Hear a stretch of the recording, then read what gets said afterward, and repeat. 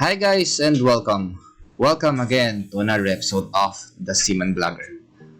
So ngayon guys, ito na yung pinaka hinihintay natin na vlog. At kahit papano naayos din. So pumunta ako kay Deckmaster sa opisina nila at pinaayos ko ang aking bridgeman, which is nakita nyo ngayon. Parang meron atang konting problema pag Windows 10 ata ang ginagamit sa mga old version bridgeman. So some story, nag-start ako gumamit ng bridgeman when I was a second mate, yung na-promote ako second mate, which is around 2009. Then hanggang 2018 or 2017, gamit ko pa rin ang bridgeman.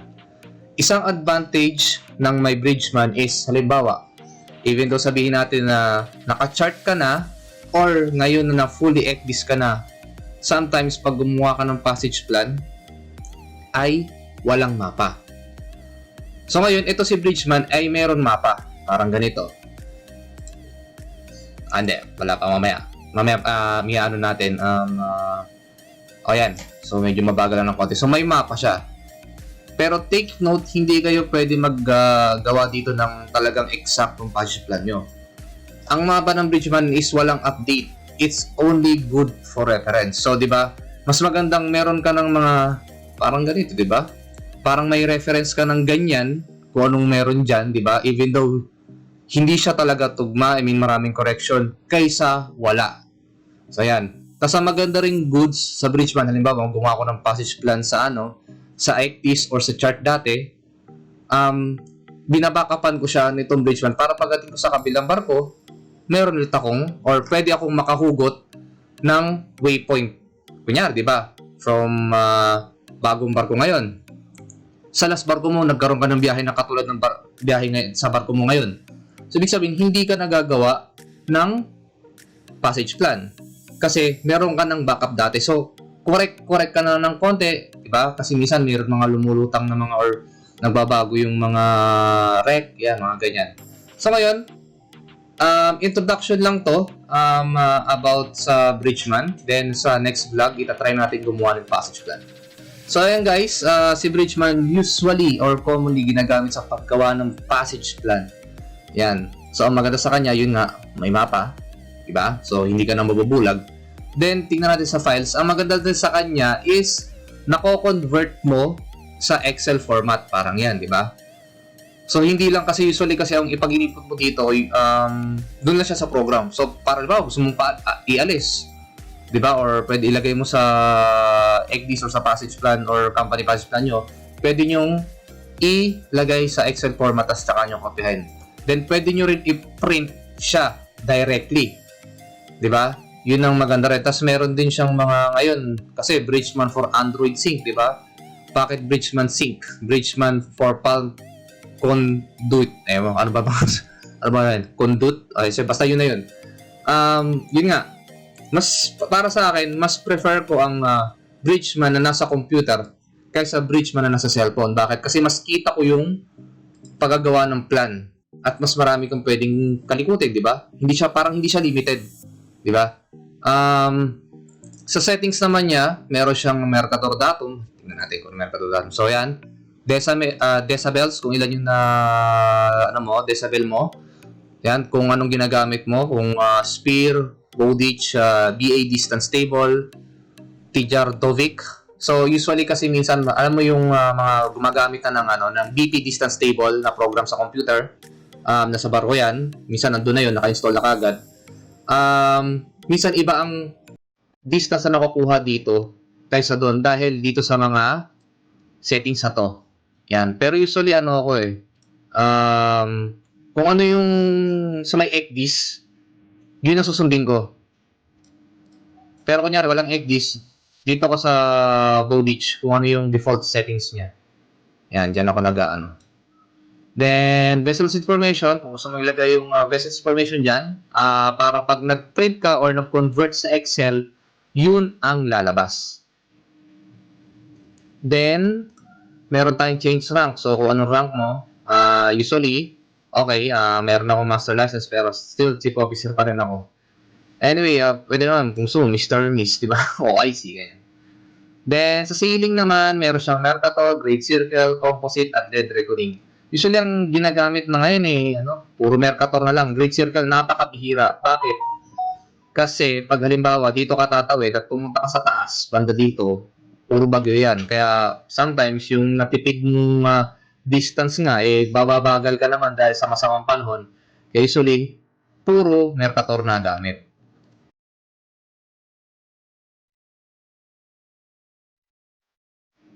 Tapos sa calculation naman, hindi lang siya pang passage plan. So meron din siyang estimated time of arrival, speed required, wind direction, current, air draft as in calculation. Tapos may moon report pa. Kung sakaling, ganyan na yung report mo. Kung sakaling walang yung report sa company mo, pwede mong gamitin to para mabilis ang trabaho mo. So parang tingnan natin dito. Yan, mga ETA. So ganyan na siya kaliit. Lagay mo yung mga informations. Yan, speed required. Wind direction yan. Yan, kailangan din natin yan. Yan. Tapos ito naman, new, open, save as. Yan yung pare sa paggawa mo ng passage plan. Tapos delete voyage, reverse, delete waypoint, insert waypoint, insert voyage. So para din siyang typical na ECDIS. Show data, hindi ko masyadong ginagamit ito. Tingnan natin kung ano meron. Please find your position in the largest scale. Okay. So, pag may waypoint, ayan. So, ganyan ang itsura niya. Yan. Tapos, add data. Parang ano ata yan. Ewan ko, hindi ko alam. Parang dudugtong, kunyari, meron kang 1 to 10 waypoint. Tapos, yung, sabi mo, 11 to 15. Imbis na gagawa ka, di ba, ng manually, meron ka naman dating old files doon. Pwede mong gamitin ng add data. Tapos replat and plot. Yan. So, pwede ka mag-plot dito Teka, parang ganito ba? Diba? Parang ganyan. Diba? Yan. Ganyan. So, ganyan yung parang mga plotting niya. Yan. Tapos, ano sunod? Decal. Which is, parang bumagal ata itong bridge mo na to. Dati mabilis anyway, sige. Hintayin na lang natin. Tapos, cell nav. Yan. So, sa cell nav, yan, maski di mo na kailangan ng nautical, alam mo na, nandito na lahat. So, yun, compass error, yan. Pero, advice ko sa mga baguhan ang compass error, wag kayo lagi sa computer. Mag-manual pa rin kayo. Diba? Mas maganda pa rin mag-manual ang mga calculations kaysa pumunta sa computer. Yan. Tapos, identity. Yan, kung ano nga ba, kunyari, kung anong bodies within 10 degrees tas result. Site, pwede ka rin, yan. So, parang LOP to, tama, LOP. Tas yung sun, which is yung rise, set, middle, twilight, yan lahat. Rise, set, yan. Last data, yan. Tas real time, kung ano yung UTC, ito yung UTC, tas ito yung local time. Actually, naka-local time ako ngayon at nakukuha niya is local time. Tapos, last fixed position, DR last position, setting na to. Yan. So, yung height of eye, i-input mo rin yung vessels information mo dyan. Yan. So, yan ang kinagandahan niyan. I-input mo na lahat, magkakaroon ka na lahat ng LHA, GSA, SHA. Diba? HC tsaka ZN. Yan. Tapos, show all chart. Usually, ang pinakamaganda rin sa Bridgeman, diba dati, nung time hahanapin mo pa kung anong publication, kung ano nga ba yung chart, diba? Doon sa may chart catalog dito, pag once na pinrest mo tong show all chart, ipapakita niya kung anong kailangan mo. So, ayan BA chart number 3551, diba? So, nandyan siya. Tapos, show chart to use. Yan. So, yan. Makikita mo ngayon lahat ng pwede mong gamitin na chart. Yan. Tapos ngayon, maximize natin. Tingnan natin. So, yan. Minimize. Tanggal natin. So, BA chart to use, usually BA, di ba? British Admiralty palagi. Except kung pumunta ka sa Japanese. So, Japanese. Tapos, together with NOAA, Canadian or Japanese. So, show whole plan, ganito yung tsura. Show part plan, medyo matagal. Yan. Wait. Show part plan. So, yan. Tapos, yung waypoint na yan, ito na ngayon yung passage niya. 167.2.1 total was 1. So, waypoint to edit by text mode or drag mode. Kasi pwede ka rin mag-ano eh. Pwede ka rin mag-manual nito sa part plan. Show part plan. Yan. So, pwede mo itong kalikutin. Diba? Yan. Parang ganyan. Kunyari, 25.123. Yan. Parang ganyan. Okay? Then, RAM line. Yun nga yung kanina. Yung kung anong nilagay mo sa setting. Then, let in nautical kung 1.0 or 1.001795.2. Depende yan sa iyong GPS. Kung paano nga ba. Yan. Tapos, meron pa ditong isang pinakagustong gusto ko. Which is yung ipapakita yung... Teka, tanggalin ko muna to ha. World view. Okay. Editing is not allowed. Okay. Ayan. Oh, hindi siya ko ano. Usually kasi pag may plan ka, lumalabas na rin tong show BA pilots tsaka tong light list. Yan, teka lang ha. Try natin, ipalabas natin. Show all chart. So wala na siya. Hindi na siya nalabas sa bagong edition. Parang imposible naman. Teka lang. Makikita natin yan. Show all chart. So okay guys, kaya pala hindi siya ma-show dito dahil pala pag nilagay mo yung show all chart or hide chart to use, ito na siya, ayan o, BA sailing direction at saka yung light list. So nandyan na lahat dun sa information na yun kung sakaling, di ba, kailangan mo ng libro. Kasi usually, di ba, pag gumagawa ng passage plan, nilalagay mo rin yung mga publications na ginamit mo.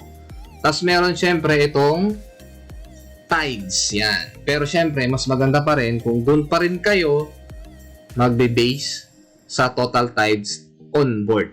Diba? So, ito reference lang naman to. Kung sakaling wala doon, pwede nyo gamitin to. Pero usually, ang pinapa-record ng company is yung mismong publication ng barko. So, ayan guys, natapos ko na yung introduction about sa Bridgeman.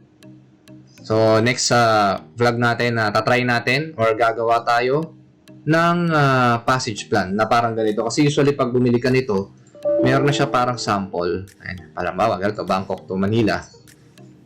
So, yun ang itsura niyan. Diba? Gawin natin, chart planning. Yan, di ba? Yan.